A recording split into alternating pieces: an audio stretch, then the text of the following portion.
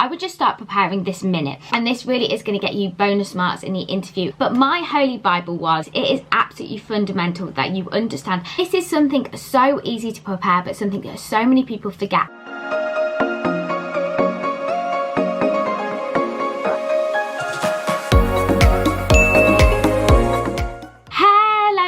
And welcome back to my channel. So today's video has been very highly requested, and I remember this time last year being so nervous, and that is because medical school interviews are just around the corner and you have the added complexity of potentially them being on Zoom this year. So I just wanted to make a video of my top 10 tips on how to absolutely smash medical school interviews, take away the scariness, and give you all my crucial tips. If you do like the sound of today's video, then please give it a big thumbs up, and if you are new, I would love if you decided to stick around and subscribe.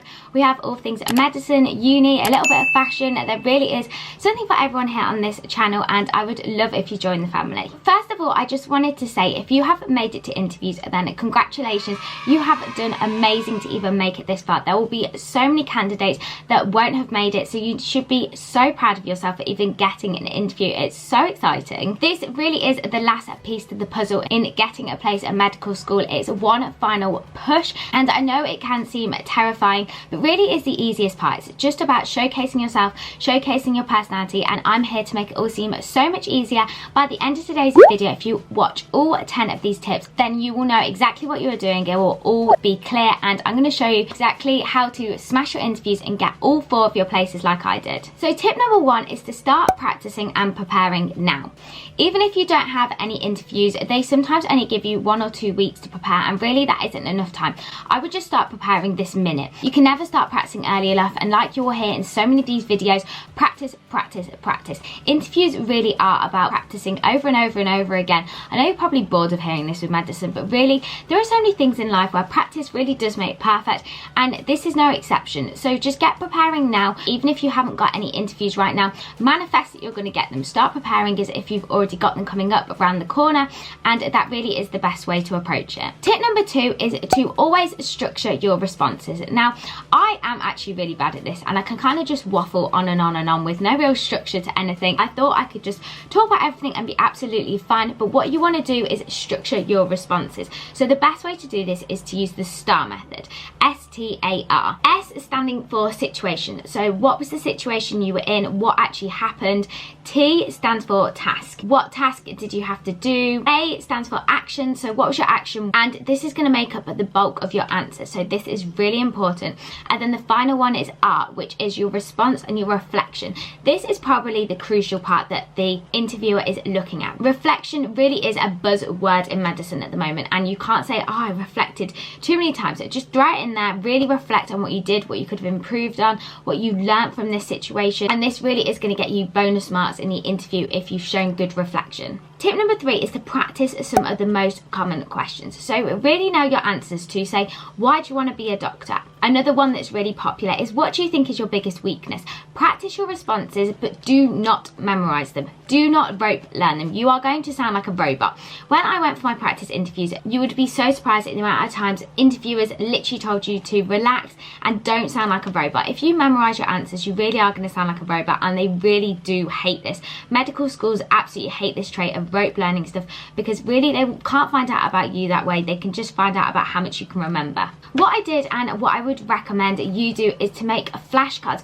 with little prompts of things you want to add, maybe even connective words or just really important topics you want to talk about within this question, but do not actually memorize your answer. Just learn your flashcards and the key points you want to bring up, and that will be perfect. But do this for all of the most common ones, so you're not sat there having to think on the top of your head about an answer to what's your biggest weakness. If you have a flashcard for this answer with a few key ideas on, then you're going to have ideas at the top of your head and not be left umming and ahhing over what to say. Tip number 4 is to make sure all of your responses are 1 to 2 minutes. All of these really common questions you want to practice and get them down to like 1 or 2 minutes. You don't want to be there for 5 minutes, and you don't want to be there for 30 seconds. Somewhere between 1 or 2 minutes is just perfect, and practice saying them out loud. So first of all, what I did is I literally just said them in front of my desk or to the wall, and then go and practice in front of someone. Trust me, you might think you are fine, you are all prepared, and then you go and say it to someone and and you get so nervous. It is so important to make sure you actually practice speaking to people. I would start off with your mum or a teacher or a friend and get them to give you criticism. If you really think this is too big a step to go straight to people, then practice in front of the mirror or practice recording yourself. Two of these are just a fraction harder than saying it to the wall or saying it to a computer, and you're still practicing saying your responses out loud, but it's not quite as scary as saying it in front of a friend or family member. Or even some people find it less hard saying it in front of strangers, so see whether you can get someone in a different year or ask your teachers to see whether they can find a pupil that'd be willing to practice with you. Just the more you say your responses out loud, the more confident you get. And like I said again, practice, practice, practice. Tip number 5 is, what resources do I recommend? I've so many people ask me, what book do I use? Because there are so many different interview books out there and they are all slightly different. But my holy Bible was the medical school interview book, which I will pop a photo of here, and I'll also put the link in the description box below for you. But honest to God, this book was absolutely amazing. I loved it so much. It is quite a thick book, and if you learnt the whole thing, you'd be going above and beyond what you actually need to know for your medical school interviews. But if you learn the majority of it and you learn lots of questions and you use this to write notes, to memorize the background information, to memorize medical ethics, you will literally smash your interviews. There are so many different questions in there, and some of them are really common. They explain the medical school interview process so well. They explain what MMI is, they explain what a panel interview is, they explain what you need to know. Honestly, it's such a good guide and takes away all of the hassle and confusion around medical school interviews. I could not recommend this book more. I loved it. I wrote notes on pretty much every single page. I didn't get through all the questions because when you get this book, there are an awful lot of questions, and if you do the majority of them, you will be absolutely fine. The ones that I couldn't do, I just practiced with my mum. I got her to flip open the book and pick a random question and ask me. That is how we practice through the book. Honestly, it's just amazing. You need to get this if you want to do well in your interviews. Tip number 6 I briefly mentioned, and that is to do with, do not underestimate the importance of knowing your medical ethics and knowing a background knowledge to medicine. In terms of medical ethics, it is absolutely fundamental that you understand the 4 principles of medical ethics off the back of your hand. And for those of you who have no idea what I'm on about, that is beneficence, non-maleficence, justice and autonomy. These are so important, and any medical ethics question you get, you need to link it back to these. You're going to get no marks if you don't link it back to one of these points, and just throw it in there wherever you can. Honestly, the interviewers and the medical schools absolutely love when you bring back these points and you show a real understanding of them, and it's a good way of structuring your answers as well.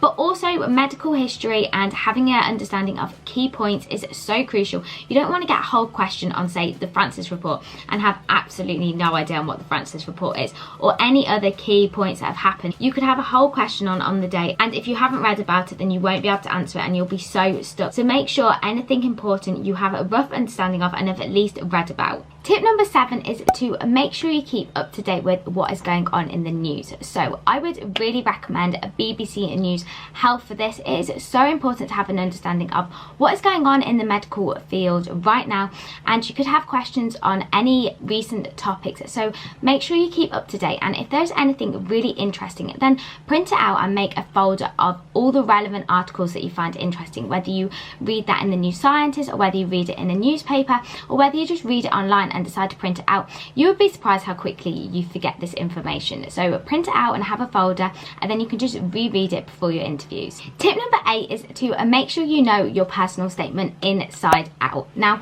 if you were like me, you would have written your personal statement a long time before your interviews, and then they come around and you can very quickly forget what you've actually written in them. If you say you've read a book or you've read an article, you need to make sure you've actually remembered this book and remembered this article, so it might be worth rereading them before the interviews. Now, not all interviews actually do ask you about your personal statement, but it is so awkward if you get caught out. If you're asked about a book in your personal statement and you can't remember anything about it, you're not going to get a place at medical school. Honestly, you will fail that station, and it is not worth getting caught out like that when you just need to reread these topics that you have written in your personal statement, because if they're in there, then they expect them to be important to you and for you to remember them. So make sure you go back over your personal statement, reread it, and remember everything you put in there so you can't be caught out in any way way at all. Tip number 9 is to work on any bad habits now.